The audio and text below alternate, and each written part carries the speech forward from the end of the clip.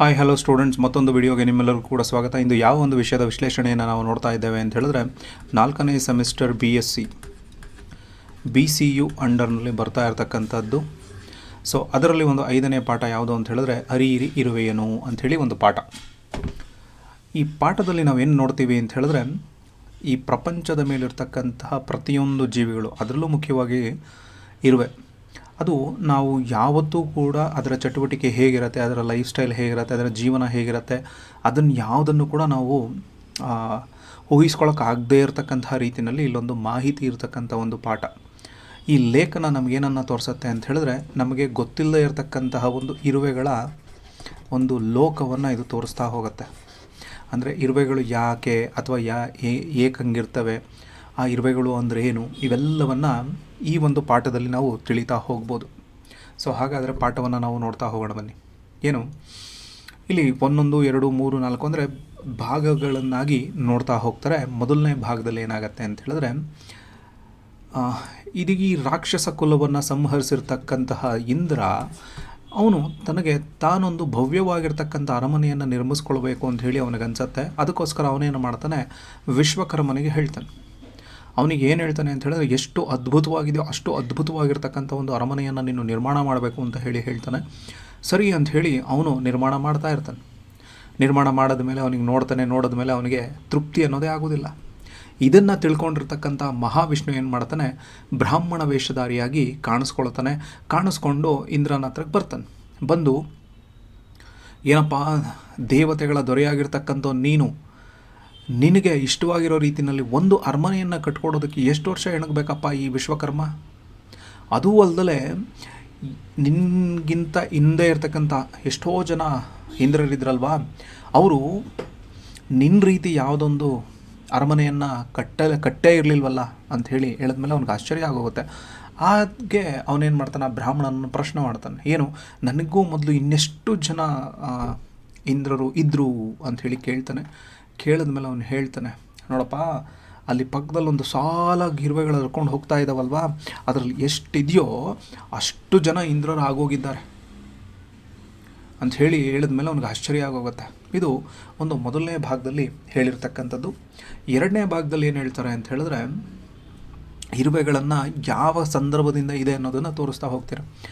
ಬೈಬಲಲ್ಲಿ Solomon ದೊರೆ, ಇವರು ಸೋಮಾರಿಗಳನ್ನು ಉದ್ದೇಶಿಸ್ಬಿಟ್ಟು ಇರುವೆಗಳ ರೀತಿ ನಾವು ಇರಬೇಕು, ಇರುವೆಗಳ ರೀತಿಯಲ್ಲಿ ನಾವು ಕೆಲಸ ಮಾಡಬೇಕು ಅಂಥೇಳಿ ಅವರ ಕಾರ್ಯತತ್ಪರತೆಯನ್ನು ಹೊಗಳ್ತಾ ಹೋಗ್ತಾನೆ.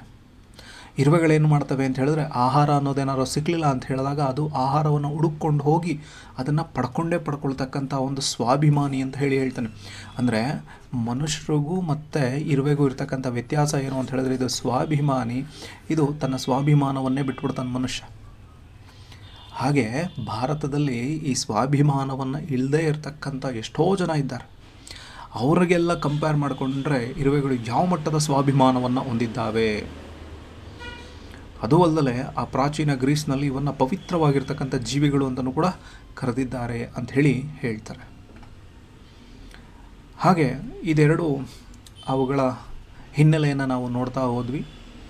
ಈಗ ಮೂರನೇ ಒಂದು ಭಾಗದಲ್ಲಿ ಇರುವೆಗಳು ಅಂದರೆ ಏನು, ಇರುವೆಗಳು ಹೇಗಿರ್ತವೆ, ಇವೆಲ್ಲವನ್ನು ಈ ಒಂದು ಭಾಗದಲ್ಲಿ ನಾವು ನೋಡ್ತಾ ಹೋಗ್ತೇವೆ. ಇರುವೆಗಳು ಫಾರ್ಮಿಸಿಡೆ ಅಂತಕ್ಕಂಥ ಒಂದು ಪಂಗಡಕ್ಕೆ ಸೇರಿರ್ತಕ್ಕಂಥವು. ಇವು ಈ ಭೂಮಿ ಮೇಲೆ 12,000ದಷ್ಟು ವಿಭಿನ್ನವಾಗಿರ್ತಕ್ಕಂಥ ಜಾತಿಯ ಇರುವೆಗಳನ್ನು ನಾವು ನೋಡ್ತಾ ಹೋಗ್ಬೋದು. ಇರುವೆಗಳು ಹುಟ್ಟಿನಿಂದ ಸಾಯೋವರೆಗೂ 4 ರೂಪದಲ್ಲಿ ಬೆಳೀತಾ ಹೋಗುತ್ತೆ. ಮೊಟ್ಟೆ, ಅದಾದಮೇಲೆ ಲಾರ್ವ, ಅದಾದಮೇಲೆ ಕೋಶಾವಸ್ಥೆ, ಮರಿ, ಇದು 4 ರೀತಿಯಲ್ಲಿ ಬೆಳೀತಾ ಹೋಗುತ್ತೆ. ಇವೆಲ್ಲವೂ ಅಂದರೆ ಮರಿಯಾಗೋದಕ್ಕೆ ಅದಕ್ಕೆ 40 ದಿನ ಬೇಕಾಗ್ತದೆ. ಇವು ಕೂಡ ಬೇರೆ ಕೀಟಗಳಿಗೆ, ಬೇರೆ ಕೀಟಗಳು ಅಂತ ನಾವೇನು ಕರಿತೀವಲ್ಲ, ಅವಕ್ಕೆ ಹೇಗೆ ಕಾಲಿದ್ದಾವೋ ಇವಿಗೂ ಕೂಡ ಒಂದೊಂದು ಕಾಲಿದೆ. ಕಾಲಿಗೆ 3 ಕೀಲುಗಳಿರ್ತವೆ. ಹಾಗೆ ಕೀಲುಗಳ ಮೂಲಕವಾಗಿ ಏನು ಮಾಡ್ತವೆ ಅಂತ ಹೇಳಿದ್ರೆ ತುಂಬ ಚೆನ್ನಾಗಿ ಓಡಾಡೋದಕ್ಕೆ ಸಾಧ್ಯ ಆಗುತ್ತೆ. ಆಮೇಲೆ ಇರುವೆಗೆ ಒಂದೊಂದು ಕಣ್ಣಿನಲ್ಲೂ ಅನೇಕ ಸಣ್ಣ ಕಣ್ಣುಗಳಿರ್ತವೆ. ಅದರ ಜೊತೆ ಮಿದುಳಲ್ಲಿ 2,50,000 ಮಿದುಳು ಕೋಶಗಳಿದ್ದು ಅದಕ್ಕೆ ಆ್ಯಂಟೆನಾ ಇರುತ್ತೆ. ಆ ಆ್ಯಂಟೆನಾ ಕುಡಿಮೀಸೆ ರೀತಿಯಲ್ಲಿ ಸ್ಪರ್ಶವನ್ನು ಮಾಡ್ತಾ ಹೋಗುತ್ತೆ. ಅದರ ಮೂಲಕವಾಗಿ ಅದೇನು ಮಾಡುತ್ತೆ, ವಾಸನೆಯನ್ನು ಗ್ರಹಿಸ್ಕೊಳ್ಳೋದ್ರ ಮೂಲಕವಾಗಿ ಆಹಾರವನ್ನು ನೇರವಾಗಿ ಅದು ತಿನ್ನೋದಕ್ಕಾಗೋದಿಲ್ಲ ಅಂಥೇಳಿ ಅದನ್ನು ಕಟ್ ಮಾಡಿ ತುಂಡು ಮಾಡಿ ಅದರಲ್ಲಿರ್ತಕ್ಕಂತಹದ್ದನ್ನು ಹೀರ್ಕೊಳ್ಳೋದ್ರ ಮೂಲಕವಾಗಿ ಆಹಾರವನ್ನು ಅಂದರೆ ರಸವನ್ನು ಮಾತ್ರ ಹೀರ್ಕೊಳ್ಳುತ್ತೆ. ಆ ರಸವನ್ನು ಹೀರ್ಕೊಳ್ಳೋದ್ರ ಜೊತೆಗೆ ಇರುವೆಗಳೇನು ಮಾಡ್ತವೆ ಅಂದರೆ ತಮ್ಮ ಭಾರಕ್ಕಿಂತ ಎಕ್ಸ್ಟ್ರಾ ಭಾರವನ್ನು ಹೊರ್ತಾ ಹೋಗ್ತವೆ. ಹೇಳಿದ್ರೆ ಇವು 2 ಹೊಟ್ಟೆಗಳನ್ನು ಹೊಂದಿರ್ತವೆ. ಒಂದರಲ್ಲಿ ತನಗೆ ಬೇಕಾಗಿರ್ತಕ್ಕಂಥ ಆಹಾರವನ್ನು ಶೇಖರಣೆ ಮಾಡ್ಕೊಳ್ತವೆ, ಇನ್ನೊಂದರಲ್ಲಿ ತನ್ನ ಸಂಗಡಿಗರು ಇರ್ತಾರಲ್ವ ಅವರಿಗೆ ಆಹಾರವನ್ನು ಕೊಡೋದಕ್ಕೋಸ್ಕರ. ಅಂದರೆ ಯಾಕೆ ಅಷ್ಟೊಂದು ಆ್ಯಕ್ಟಿವ್ ಆಗಿ ಅವು ಕೆಲಸ ಮಾಡ್ತವೆ ಅಂತ ಹೇಳಿದ್ರೆ, ಇಲ್ಲಿ ಇನ್ನೊಂದು ಇರುವೆಗೆ ಸಹಾಯವನ್ನು ಮಾಡ್ತದೆ. ಯಾವುದ್ರ ಮೂಲಕವಾಗಿ? ಆಹಾರವನ್ನು ಶೇಖರಣೆ ಮಾಡಿಕೊಂಡು ಆಹಾರವನ್ನು ಒದಗಿಸೋದ್ರ ಮೂಲಕವಾಗಿ. ಸೊ ಹೀಗೆ ಇರ್ತಕ್ಕಂಥ ಇರುವೆಗಳ ಗೂಡು ಎಷ್ಟು ಅಂತ ಹೇಳಿದ್ರೆ 15 ಅಡಿ ಆಳದವರೆಗೂ ಚಾಚ್ಕೊಂಡಿರ್ತದೆ. ಆ ಗೂಡುಗಳಲ್ಲಿ 2,000ಕ್ಕೂ ಹೆಚ್ಚು ಕೋಣೆಗಳಿರ್ತವೆ. ನಮ್ಮ ಮನೆಗಳಲ್ಲಿ 3 ಕೋಣೆ 4 ಕೋಣೆ ಅಂತ ಹೇಳ್ತೀವಲ್ವ, ಹಾಗೆ 15 ಅಡಿ ಆಳದ ಒಳಗಡೆ 2,000ಕ್ಕಿಂತ ಹೆಚ್ಚು ಕೋಣೆಗಳಿರ್ತವೆ ಅಂತ ಹೇಳಿದ್ರೆ, ಆ ಕೋಣೆಗಳಲ್ಲಿ ಏನೇನಿರ್ತದೆ, ಆ ಕೋಣೆಗಳಲ್ಲಿ ಏನೇನನ್ನು ಶೇಖರಣೆ ಮಾಡ್ತವೆ ಅಂತ ಹೇಳಿದ್ರೆ, ಒಂದರಲ್ಲಿ ಇರುವೆಗಳಾಗೋದಕ್ಕೆ ಬೇಕಾಗಿರ್ತಕ್ಕಂಥ ರಾಣಿ ಮೊಟ್ಟೆಗಳನ್ನು ಇಡ್ತಾ ಹೋಗ್ತದೆ. ಮೊಟ್ಟೆಗಳನ್ನು ಇಡೋದಕ್ಕೆ ಒಂದಷ್ಟು ಕೋಣೆಗಳನ್ನು ಮಾಡ್ಕೊಳ್ತವೆ. ಮರಿಗಳನ್ನು ಸಾಕೋದಕ್ಕೆ ಒಂದಷ್ಟು ಕೋಣೆಗಳನ್ನು ಇಟ್ಕೊಳ್ತವೆ. ಆಹಾರವನ್ನು ಶೇಖರಣೆ ಮಾಡ್ಕೊಳ್ಳೋದಕ್ಕೆ, ಕಾರ್ಮಿಕ ಇರುವೆಗಳು ಇರೋದಕ್ಕೆ, ವಿಶ್ರಮಿಸ್ಕೊಳ್ಳೋದಕ್ಕೆ, ದಣಿವನ್ನು ನಿವಾರಿಸ್ಕೊಳ್ಳೋದಕ್ಕೆ, ಹೀಗೆ ಒಂದೊಂದು ಕೋಣೆಗಳು ಸಪ್ರೇಟ್ ಆಗಿರ್ತವೆ. ಎಲ್ಲ ಕೋಣೆಗಳಿಗೂ ಒಂದೊಂದು ಸಂಪರ್ಕವನ್ನು ಮಾಡ್ತಕ್ಕಂಥ ಸುರಂಗ ಮಾರ್ಗಗಳು ಕೂಡ ಅಲ್ಲಿರ್ತಾ ಹೋಗುತ್ತೆ. ಹಾಗೆ ರಾಣಿ ಇರುವೆ 3 ರಿಂದ 7 ಮಿಲಿಯ ಕಾರ್ಮಿಕ ಇರುವೆಗಳನ್ನು ನೋಡ್ಕೊಳ್ತಾ ಇರುತ್ತೆ. ಸೊ ಕಾರ್ಮಿಕ ಇರುವೆಗಳ ಕೆಲಸ ಏನು ಅಂತ ಹೇಳಿದ್ರೆ, ಮೊಟ್ಟೆಗಳನ್ನಾಗಲಿ ಲಾರ್ವಾಗಳನ್ನಾಗಲಿ ನೆಲ ಆಳದಿಂದ ಗೂಡಿಗೆ ಕೊಂಡೊಯ್ದು ಅವುಗಳನ್ನು ಬೆಚ್ಚಗಿಡ್ತವೆ. ಅವುಗಳನ್ನು ಹೇಗಿಡ್ತವೆ ಅಂತ ಹೇಳಿದ್ರೆ, ಅವು ವಯಸ್ಸಿಗೆ ಅನುಗುಣವಾಗಿ ಇವತ್ತು ಎಷ್ಟು ದಿನ ಆಗಿದೆ, ನಾಳೆ ಎಷ್ಟು ದಿನ ಆಗುತ್ತೆ, ನಾಳೆ ಎಷ್ಟು ದಿನ, ಈ ರೀತಿ ಒಂದೊಂದು ಗೂಡಲ್ಲಿ ಶೇಖರಣೆಯನ್ನು ಮಾಡಿ ಇಡ್ತಾ ಹೋಗ್ತವೆ. ಅದ್ರ ಜೊತೆಗೆ 2,000 ಕೋಣೆಗಳಲ್ಲಿ ಉಂಟಾಗಿರ್ತಕ್ಕಂತಹ ಕಸ, ಆ ರಾಶಿಯನ್ನು ಏನು ಮಾಡ್ತವೆ, ಒಂದು ಕಡೆ ಇಟ್ಟು ಅವನ್ನು ಹೊರಗಡೆ ತಂದು ಹಾಕ್ತವೆ. ಆಹಾರದ ಸುಳಿವು ಈ ಇರುವೆಗಳಿಗೆ ಏನಾದರೂ ಸಿಕ್ತು ಅಂತ ಹೇಳಿದ್ರೆ, ಆಹಾರವನ್ನು ಹುಡುಕೊಂಡು ಹೋಗಬೇಕಾದಾಗ ತಮ್ಮಲ್ಲಿ ಏನಾದರೂ ಒಂದು ವಾಸನೆಯನ್ನು ಬಿಟ್ಟು ಹೋಗ್ತವೆ. ಆ ಬಿಟ್ಟೋಗಿರ್ತಕ್ಕಂಥ ವಾಸನೆಯನ್ನು ಇನ್ನೊಂದು ಇರುವೆ ಹುಡ್ಕೊಂಡು ಬರುತ್ತೆ. ಹೌದಪ್ಪ, ಇಲ್ಲೇನೋ ಬಿಟ್ಟೋಗಿದೆ, ಸೊ ಅದರಿಂದ ಅದನ್ನು ನಾನು ಹುಡ್ಕೊಂಡು ಹೋಗಬೇಕಾಗತ್ತೆ ಅಂಥೇಳಿ ಅವು ಹೊರಡ್ತವೆ. ಅಂದರೆ ತಮ್ಮ ಹುಟ್ಟು, ತಮ್ಮ ಜಾಗ, ತಮ್ಮ ಸೈನಿಕ ಇರುವೆಗಳು, ಇದಿಷ್ಟನ್ನು ನೋಡಿದ್ರು. ನೆಕ್ಸ್ಟ್ ಮುಂದಕ್ಕೆ ಇಲ್ಲಿ ಕಪ್ಪು ಇರುವೆಗಳು ಅಂತ ಹೇಳಿ ಬರ್ತವೆ. ಈ ಕಪ್ಪು ಇರುವೆಗಳು ಏನು ಮಾಡ್ತವೆ, ಕಚ್ಚೋದ್ರ ಬದಲು ಅವೇನು ಮಾಡ್ತವೆ, ತಮ್ಮ ದೇಹದಿಂದ ಫಾರ್ಮಿಕ್ ಆಮ್ಲವನ್ನು ಹೊರಗೆ ಬಿಡ್ತವೆ. ಹೊರಗೆ ಬಿಟ್ಟ ಮೇಲೆ ಗುಲಾಮರನ್ನಾಗಿಸಿಕೊಳ್ಳುವ ಇರುವೆಗಳು ಇತರ ಇರುವೆ ಗೂಡುಗಳನ್ನು ಆಕ್ರಮಿಸ್ಕೊಳ್ತವೆ. ಆ ಗೂಡುಗಳಲ್ಲಿರುವ ಅವಾಗಿನ್ನೂ ಮೊಟ್ಟೆ ಹೊಡ್ಕೊಂಡು ಹೊರಗೆ ಬಂದಿರ್ತಾವಲ್ಲ ಪ್ಯೂಪ, ಅವನ್ನು ಎತ್ಕೊಂಬಂದ್ಬಿಟ್ಟು ಈ ಇರುವೆಗಳು ತಮ್ಮ ಕೋಣೆಗಳಲ್ಲಿ ಇಟ್ಟು ಏನು ಮಾಡ್ತಾ ಇರ್ತವೆ, ನೋಡ್ಕೊಳ್ತಾ ಇರ್ತವೆ. ಅವು ಮರಿಗಳಾಗಿದ್ದ ತಕ್ಷಣ ಇವರನ್ನು ಗುಲಾಮರಾಗಿ ನೋಡ್ಕೊಳ್ಳೋದಕ್ಕೆ ಮುಂದಾಗ್ಬಿಡ್ತವೆ. ಯಾಕೆ ಅಂತ ಹೇಳಿದ್ರೆ, ಇವ್ರಿಗೆ ಬೇಕಾಗಿರ್ತಕ್ಕಂತಹ ಕೆಲಸಗಳನ್ನು ಮಾಡ್ಕೊಳ್ಳೋದಕ್ಕೆ ಬೇರೆ ಇರುವೆಗಳನ್ನು ಗುಲಾಮರನ್ನಾಗಿ ತತ್ತವಲ್ಲ, ಅವು ಇವರ ಕೆಲಸಗಳನ್ನು ಮಾಡಿಕೊಡ್ತವೆ. ಹಾಗೆ ಕೀಟ ಜಗತ್ತಲ್ಲೇ ತುಂಬ ಹೂಣರು ಅಂತ ಹೇಳಿ ಕರೆಸ್ಕೊಳ್ತಕ್ಕಂಥ ಸೈನಿಕ ಇರುವೆಗಳಿರ್ತಾವಲ್ವ, ಅವು ಎಂಥ ಇರುವೆಗಳನ್ನಾಗಲಿ, ಎಂಥ ಕೀಟಗಳಾಗಲಿ, ಹಲ್ಲಿಗಳಾಗಲಿ, ಹಕ್ಕಿಗಳಾಗಲಿ, ಅವನ್ಯಾವನ್ನು ಕೂಡ ಅವು ಬಿಡೋದೇ ಇಲ್ಲ. ಅವೆಲ್ಲವನ್ನು ಸಾಯಿಸ್ಬಿಟ್ಟು ತಮಗೆ ಬೇಕಾಗಿರೋ ರೀತಿಯಲ್ಲಿ ಓದ್ಕೊಂಬರ್ತವೆ. ಆಮೇಲೆ ಆಹಾರಗಳನ್ನು ಅದೇನು ಮಾಡ್ತವೆ, ಅರ್ಧ ಕಟ್ ಮಾಡ್ಕೊಳ್ತಾ ಹೋಗ್ತವೆ. ಮಾಡಿಕೊಂಡು ಅವಿಗೆ ಹೇಗೆ ಬೇಕೋ ಹಾಗೆ ನಿರ್ಮಾಣ ಮಾಡ್ಕೊಳ್ತಾ ಹೋಗ್ತವೆ. ಅದಾದಮೇಲೆ ಕೆಲವೊಂದಷ್ಟು ಇರುವೆಗಳೇನು ಮಾಡ್ತವೆ, ಎಲೆಯನ್ನು ತುಂಬ ಚೆನ್ನಾಗಿ ಕತ್ತರಿಸ್ಕೊಂಡು ತಮಗೆ ಬೇಕಾಗಿರ್ತಕ್ಕಂಥ ಪಾಚಿಯನ್ನು ಆದರೆ ಎತ್ಕೊಳ್ತವೆ. ಅಂಥ ಇರುವೆಗಳನ್ನು ಇಲ್ಲಿ ರೈತ ಇರುವೆಗಳು ಅಂತ ಹೇಳಿ ಕರೀತಾರೆ. ಅಂದರೆ ಮನುಷ್ಯರು ಯಾವ ರೀತಿಯಾಗಿರ್ತಕ್ಕಂತಹ ಕೆಲಸಗಳನ್ನು ಮಾಡ್ತಾ ಹೋಗ್ತಾ ಇರ್ತಾನೋ, ಇರುವೆಗಳು ಕೂಡ ಅದೇ ರೀತಿಯಲ್ಲಿ ಕೆಲಸವನ್ನು ಮಾಡ್ತಾ ಹೋಗ್ತಾ ಇರ್ತಾರೆ.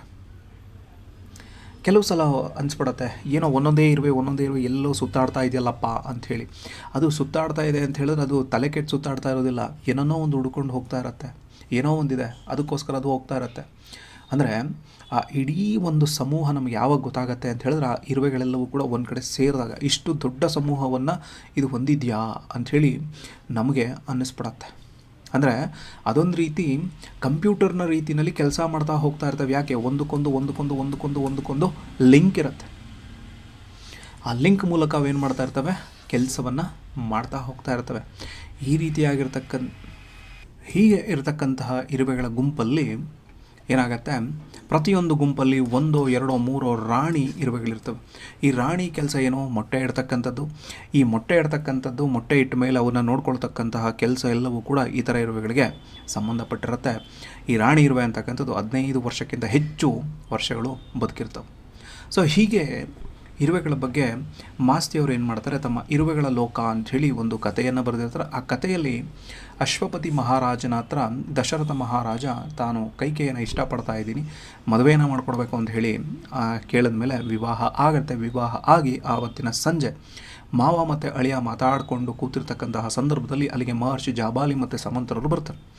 ಬಂದು ಹೀಗೆ ಮಾತಾಡ್ತಾ ಇರ್ತಕ್ಕಂತಹ ಸಂದರ್ಭದಲ್ಲಿ ಜಾಬಾಲಿಗಳು ಅಶ್ವಪತಿಯನ್ನು ಕುರಿತು ಅವರು ಮಾತಾಡ್ತಾ ಹೋಗ್ತಾ ಇರ್ತಾರೆ. ಏನು ಅಂತ ಹೇಳಿದ್ರೆ ಯಾವುದೋ ಒಂದು ವಿಚಾರವನ್ನು ಕೇಳಿರ್ತಾರೆ. ಆ ಕೇಳಿರ್ತಕ್ಕಂಥ ವಿಚಾರವನ್ನು ಹೇಳೋದಕ್ಕೆ ಮುಂದಾಗ್ತಾರೆ. ಅವರು ಅದಕ್ಕೆ ಕೇಳ್ತಾರೆ ಅಶ್ವಪತಿಯವರು, ಏನು ಹೇಳಿ ಅದಕ್ಕೆ ಅಂತ ಹೇಳಿ. ಅದಕ್ಕೆ ಕೇಕೆಯ ದೊರೆಯು ಇರುವೆಗಳ ವಿಷಯ, ಅವುಗಳ ಭಾಷೆಯನ್ನು ಸಂಗ್ರಹಿಸಿದ ಕೆಲವೊಂದಷ್ಟು ವಿವರಗಳನ್ನು ಹೇಳಬೇಕು ಅನ್ನೋ ರೀತಿಯಲ್ಲಿ ಅವರು ಹೇಳ್ತಾ ಹೋಗ್ತಾರೆ. ಏನಪ್ಪ ಅಂತ ಹೇಳಿದ್ರೆ, ಇರುವೆಗಳ ಗುಂಪಿನಲ್ಲಿ ಒಂದು ಹಿರಿಯ ಜಾತಿ ಅಂಥೇಳಿ ಒಂದಿರುತ್ತೆ, ಕಿರಿ ಜಾತಿ ಅಂಥೇಳಿ ಇರುತ್ತೆ. ಎರಡರಲ್ಲೂ ಒಂದೊಂದು ರಾಣಿ ಇದ್ದು ಅದನ್ನು ನೋಡ್ಕೊಳ್ತಾ ಇರ್ತಕ್ಕಂಥ ರೂಪದಲ್ಲಿರ್ತವೆ. ಹೀಗೆ ಹಿರಿ ರಾಣಿನಲ್ಲಿ ಏನಾಗ್ಬಿಡುತ್ತೆ ಅಂತ ಹೇಳಿದ್ರೆ, ಹಿರಿ ಜಾತಿಯಲ್ಲಿ ಏನಾಗ್ಬಿಡುತ್ತೆ ಅಂತ ಹೇಳಿದ್ರೆ ಸೌಕರ್ಯಗಳು ತುಂಬ ಚೆನ್ನಾಗಿರ್ತವೆ. ಇದನ್ನು ನೋಡಿರ್ತಕ್ಕಂಥ ಕಿರಿ ರಾಣಿಗೆ ಒಂದು ರೀತಿ ಹೊಟ್ಟೆ ಕಿಚ್ಚು. ಸೊ ಆದ್ದರಿಂದ ಕಿರಿ ರಾಣಿ ಏನು ಅಂದ್ಕೊಳುತ್ತೆ, ನಾನು ಆ ಹಿರಿ ರಾಣಿ ಹತ್ರಕ್ಕೆ ಹೋಗಬೇಕು, ನಾನು ಅದೆಲ್ಲವನ್ನು ಪಡ್ಕೊಳ್ಬೇಕು ಅಂಥೇಳಿ ಒಂದು ದಿನ ಅದೇನು ಮಾಡುತ್ತೆ, ಅಲ್ಲಿಗೆ ಬರಬೇಕು ಅಂಥೇಳಿ ಅನ್ಕೊಂಬರುತ್ತೆ. ಆದರೆ ಇಬ್ಬರಿಗೂ ಸಂಬಂಧಪಟ್ಟಿರೋ ರೀತಿಯಲ್ಲಿ ವಾಸನೆಗಳು ಸಪ್ರೇಟಾಗಿ ಬರ್ತಾ ಇರುತ್ತೆ. ಅದ್ರದ್ದು ವಾಸನೆ ಬೇರೆ, ಇದ್ರದ್ದು ವಾಸನೆ ಬೇರೆ. ಹಾಗೆ ಕಿರಿ ರಾಣಿ ಇಲ್ಲಿಗೆ ಬಂದ್ಬಿಡತ್ತೆ. ಏನೋ ಮಿಸ್ಅಂಡರ್ಸ್ಟ್ಯಾಂಡಿಂಗ್ ಆಗ್ತಾ ಇದೆಯಲ್ಲ ಅಂಥೇಳಿ ಈ ಥರ ಇರುವೆಗಳಿಗೆ ಗೊತ್ತಾಗ್ಬಿಡತ್ತೆ.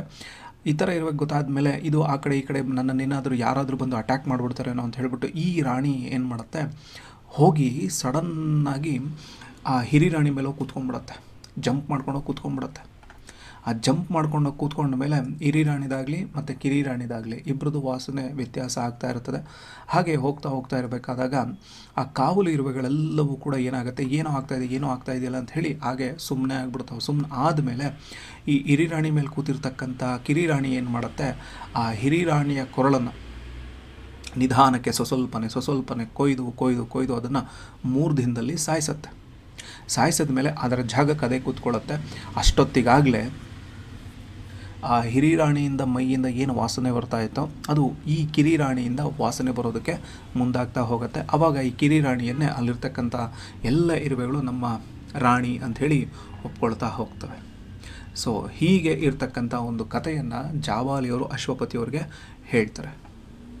ಸೊ ಇದೆಲ್ಲವನ್ನು ಕೇಳಿಸ್ಕೊಂಡಾಗ ಎಷ್ಟು ಕಾಲದ ಹಿಂದೆ ಇರುವೆಗಳ ಉಗಮ ಇತ್ತು ಅನ್ನೋದನ್ನು ನಾವು ಊಹಿಸ್ಕೊಳ್ಳೋದಕ್ಕೆ ಸಾಧ್ಯ ಆಗುತ್ತೆ. ಹೀಗೆ ಒಂದು ಇರುವೆಗಳು ಯಾವ್ಯಾವ ರೀತಿಯಾಗಿರ್ತಕ್ಕಂತಹ ರೂಪದಲ್ಲಿ ನಮಗೆ ಕಾಣಿಸ್ಕೊಳ್ತಾ ಹೋಗ್ತವೆ ಅಂತ ಹೇಳಿದ್ರೆ, ಯಾವುದೋ ಒಂದು ಹಳೆಯ ಕಾಲದ ಬಂಗಲೆ ಒಳಗಡೆ ಒಂದಿಬ್ಬರು ವಿದ್ಯಾರ್ಥಿಗಳಿರ್ತಾರೆ. ಅಲ್ಲಿಗೆ ಈ ಇರುವೆಗಳೇನು ಮಾಡ್ತವೆ, ಸಾಲಾಗಿ ಮೂಳೆಗಳನ್ನು ಒತ್ಕೊಂಡು ತೊಗೊಂಬಂದು ಅಸ್ಥಿಪಂಜರವನ್ನು ನಿರ್ಮಾಣ ಮಾಡಿಬಿಡ್ತಾವೆ. ಆ ವಿದ್ಯಾರ್ಥಿಗಳು ಅದನ್ನು ನೋಡ್ಕೊಂಬಿಟ್ಟು ಭಯಪಟ್ಬಿಡ್ತಾರೆ. ಇದನ್ನು ಬ್ರೆಜಿಲ್ ದೇಶದ ಲೇಖಕಿ ಲಿಜಿಯಾ ಫಾಂಗೊಡೆಸ್ ತಲೇಸ್ ತಮ್ಮ ಒಂದು ಕಥೆಯಲ್ಲಿ ಸಾರಾಂಶವನ್ನಾಗಿ ಹೇಳ್ಕೊಳ್ತಾ ಹೋಗ್ತಾರೆ. ಹಾಗೆ ಈ ಇರುವೆಗಳು ತಮ್ಮಲ್ಲೇ ಒಂದು ಟೂರ್ನಮೆಂಟ್ಗಳನ್ನು ಕೂಡ ನಡೆಸ್ಕೊಳ್ತಾ ಹೋಗ್ತವೆ ಅಂತ ಹೇಳ್ತಾರೆ. ಅಲ್ಲಿ ಭೀಕರ ಯುದ್ಧಗಳ ರೀತಿಯಲ್ಲಿ ನಡೀತಾ ಹೋಗ್ತವೆ. ರಾಣಿಗೋಸ್ಕರ ಎಲ್ಲರೂ ಕೂಡ ತಮ್ಮ ಪ್ರಾಣಾಪಾಯವನ್ನು ಲೆಕ್ಕಿಸ್ತಾ ಕಾದಾಡ್ತಾ ಹೋಗ್ತವೆ. ಇಲ್ಲಿ ಸೋತಿರ್ತಕ್ಕಂಥವು ಗುಲಾಮರಾಗಿ ನೋಡ್ಕೊಳ್ತಾರೆ. ಗೆದ್ದವರು ಅವರನ್ನು ಗುಲಾಮರಾಗಿ ತೆಗೆದುಕೊಂಬಂದು ತಮ್ಮ ಮರಿಗಳನ್ನು ಎಲ್ಲವನ್ನು ನೋಡ್ಕೊಳ್ಳೋದಕ್ಕೆ ಅವನ್ನು ಬಿಟ್ಬಿಡ್ತವೆ. ಅಂದರೆ ಅಕಸ್ಮಾತ್ ನಾವು ಹೇಗೆ ಯುದ್ಧಗಳನ್ನು ಬೇರೆ ಬೇರೆ ದೇಶದವ್ರ ಮೇಲೆ ಮಾಡ್ತೀವಲ್ವ, ಹಾಗೆ ಆ ಇರುವೆಗಳು ಕೂಡ ಇನ್ನೊಬ್ಬರ ಮೇಲೆ, ತಮಗಾಗದೇ ಇರತಕ್ಕಂಥ ಗುಂಪಿನ ಮೇಲೂ ಕೂಡ ಅವು ಏನು ಮಾಡ್ತವೆ, ಯುದ್ಧವನ್ನು ಮಾಡೋ ರೀತಿಯಲ್ಲಿ ಮಾಡ್ತಾ ಹೋಗ್ತವೆ. ಅಲ್ಲಿ ಸೆರೆ ಹಿಡ್ಕೊಂಬಂದಿರ್ತಕ್ಕಂಥವ್ರನ್ನ ಗುಲಾಮರನಾಗಿ ಕೆಲಸವನ್ನು ತೆಗೆದುಕೊಳ್ತಾ ಹೋಗ್ತವೆ. ಸೊ ಹೀಗಿರ್ತಕ್ಕಂಥ ಇರುವೆಗಳು ಆನೆಗಿಂತ ಶಕ್ತಿಶಾಲಿಯಾಗಿರ್ತಕ್ಕಂಥ ಇರುವೆಗಳ ಗುಂಪನ್ನು ನಾವು ನೋಡ್ತಾ ಹೋಗ್ತೀವಿ. ಯಾಕೆ, ಆನೆ ತನಗಿಂತ ಓವರ್ ವೇಟನ್ನು ಯಾವತ್ತೂ ಎತ್ಕೊಳ್ಳೋದಿಲ್ಲ. ಹಾಗೆ ಇರುವೆಗಳು ಏನು ಮಾಡ್ತವೆ ಅಂತ ಹೇಳಿದ್ರೆ, ತಾವು ಏನಿದ್ದಾವಲ್ಲ ತಮಗಿಂತ 10 ಪಟ್ಟು 15 ಪಟ್ಟು ಹೆಚ್ಚು ಭಾರವನ್ನು ಹೊರತಕ್ಕಂಥ ಕೆಲಸ ಮಾಡ್ತಾ ಹೋಗ್ತವೆ. ಯಾಕೆ ಅಂತ ಹೇಳಿದ್ರೆ, ಒಟ್ಟಾಗಿ ಅವು ಕೆಲಸವನ್ನು ಮಾಡೋದ್ರ ಮೂಲಕವಾಗಿ ಹಾಗೆ ತಮ್ಮಲ್ಲಿ ಏನು ಮಾಡ್ತವೆ ಅಂತ ಹೇಳಿದ್ರೆ ರೈತರಾಗಿ ಕಾಣಿಸ್ಕೊಳ್ತಾ ಹೋಗ್ತವೆ. ಅದಾದಮೇಲೆ ಬೀಜಗಳನ್ನು ಸಂಗ್ರಹಿಸ್ತಾ ಹೋಗ್ತವೆ. ಎಲ್ಲಿ, ಉಗ್ರಾಣಗಳಲ್ಲಿ. ಹೀಗೆ ಇರುವೆಗಳು ತಮ್ಮ ವಿದ್ಯಮಾನವನ್ನು ನಮ್ಮ ಕಾಲದ ನಡುವೆಯೂ ಕೂಡ ಅವು ನಡೆಸ್ತಾ ಹೋಗ್ತಾ ಇರ್ತವೆ. ಆದರೆ ಮನುಷ್ಯರಾಗಿರ್ತಕ್ಕಂಥ ನಮಗೆ ಅದು ಏನು ಅನ್ನೋದು ಅರ್ಥನೇ ಆಗ್ತಾ ಇರೋದಿಲ್ಲ. ಯಾಕೆ ಅಂತ ಹೇಳಿದ್ರೆ ಅದ್ರ ಬಗ್ಗೆ ನಾವು ಅಷ್ಟು ಮುತುವರ್ಜಿಯನ್ನು ಫೋಕಸ್ ಆಗಿ ನೋಡೋದು ಇಲ್ಲ ಕೂಡ. ಹಾಗೆ ಇರುವೆಗಳ ಬಗ್ಗೆ ಕೆಲವೊಬ್ಬರು ವಿಜ್ಞಾನಿ ಎಡ್ವರ್ಡ್ ವಿಲ್ಸನ್ ಅಂತಕ್ಕಂಥವ್ರು ಕೆಲವೊಂದು ಅಧ್ಯಯನದಲ್ಲಿ ಕೆಲವೊಂದಷ್ಟು ಅಂಶಗಳನ್ನು ಅವರು ಇಲ್ಲಿ ಹೇಳ್ತಾ ಹೋಗ್ತಾರೆ. ಏನು, ಇರುವೆಗಳು ಅಂತಕ್ಕಂಥವು ನಿಜವಾಗಿರ್ತಕ್ಕಂಥ ಸಾಮಾಜಿಕ ಜೀವಶಾಸ್ತ್ರವನ್ನು ಹೊಂದಿರತಕ್ಕಂಥವು. ಹಾಗೆ ಇರುವೆಗಳು ಕಾಲೋನಿ ಅಂದ್ರಲ್ಲಿ ತಮ್ಮನ್ನು ತಾವು ಸುಸಂಬದ್ಧವಾಗಿ ಜೀವನವನ್ನು ಸಾಗಿಸ್ಕೊಳ್ತಾ ಹೋಗ್ತಾ ಇರ್ತಾರೆ. ಇಲ್ಲಿ ಎಲ್ಲ ರೀತಿಯಾಗಿರ್ತಕ್ಕಂತಹ ಸೈನಿಕರಾಗಲಿ, ನಿರ್ಮಾಣಗಾರರಾಗಲಿ, ದಾದಿರಾಗಲಿ ಎಲ್ಲ ರೀತಿಯಾಗಿರ್ತಕ್ಕಂಥ ಕೆಲಸ ಮಾಡ್ತಕ್ಕಂಥ ಇರುವೆಗಳು ಅಲ್ಲಿದ್ದಾರೆ. ಸೊ ಮನುಷ್ಯರು ಯಾವ ರೀತಿ ಇದ್ದಾರೋ ಅದೇ ರೀತಿಯಾಗಿ ಈ ಇರುವೆಗಳು ಕೂಡ ಕೆಲಸವನ್ನು ಮಾಡ್ತಾ ಹೋಗ್ತಿರ್ತಾರೆ. ಮನುಷ್ಯರು ಹೇಗೆ ವಿಕಾಸವಾದವನ್ನು ನಂಬ್ಕೊಂಬಂದಿಯಾರೋ ಹಾಗೆ ಇರುವೆಗಳು ಕೂಡ ವಿಕಾಸವಾದವನ್ನು ನಂಬ್ಕೊಂಡು ಬಂದಿದ್ದಾರೆ. ಹಾಗೆ ನಮ್ಮಲ್ಲಿ ಹೇಗೆ ಒಂದು ವಿದೇಶಾಂಗ ನೀತಿಯನ್ನು ಮನುಷ್ಯರು ಅಥವಾ ಒಂದೊಂದು ದೇಶಗಳು ನಿರ್ಮಾಣ ಮಾಡ್ಕೊಳ್ತಾ ಹೋಗ್ತಿದ್ದಾವೋ, ಇರುವೆಗಳ ಗುಂಪಿನಲ್ಲೂ ಕೂಡ ವಿದೇಶಾಂಗ ನೀತಿಯನ್ನು ನಾವು ನಿರ್ಮಾಣ ಮಾಡ್ಕೊಳ್ತಾ ಹೋಗ್ತವೆ. ಯಾಕೆ, ಹೇಗೆ, ಎಲ್ಲ ಯಾವಾಗ ನೋಡಿದ್ರು ಬೇರೆಯವ್ರ ಮೇಲೆ ಆಕ್ರಮಣ ಮಾಡ್ತಾ ಹೋಗ್ತಿರ್ತಾರೆ. ತಮ್ಮ ಗೂಡುಗಳನ್ನು ಸಂರಕ್ಷಣೆಯನ್ನು ಮಾಡ್ಕೊಳ್ತಾ ಹೋಗ್ತಾ ಇರ್ತಾರೆ.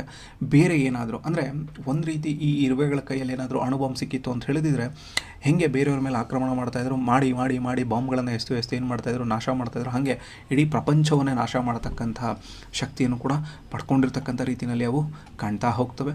ಹಾಗೆ ಕೆಲವು ಸಂದರ್ಭದಲ್ಲಿ ಕಾರ್ಲ್ ಇದನ್ನು ಸಮಾಜವಾದ ಅಂತಲೂ ಕೂಡ ಯಾರ ಬಗ್ಗೆ ಮಾತಾಡ್ತಾರೆ, ಇರುವೆಗಳ ಬಗ್ಗೆ ಮಾತಾಡ್ತಾ ಹೋಗ್ತಾ ಇರ್ತಾರೆ. ಸೊ ಹೀಗೆ ಏನು ಈ ಇರುವೆಗಳು ಅಂತ ಏನು ನಾವೇನು ಕರಿತೀವಲ್ವ, ಈ ಇರುವೆಗಳ ಲೋಕ ಅಂತಕ್ಕಂಥದ್ದು ಬಹಳ ವಿಭಿನ್ನವಾಗಿರ್ತಕ್ಕಂತಹ ಒಂದು ಸಂಗತಿ. ಆ ಸಂಗತಿಯನ್ನು ನಾವು ಈ ಒಂದು ಪಾಠದ ಮೂಲಕವಾಗಿ ಅರ್ಥ ಮಾಡ್ಕೊಳ್ಳೋದಕ್ಕೆ ಸಾಧ್ಯ ಆಯಿತು. Thank you.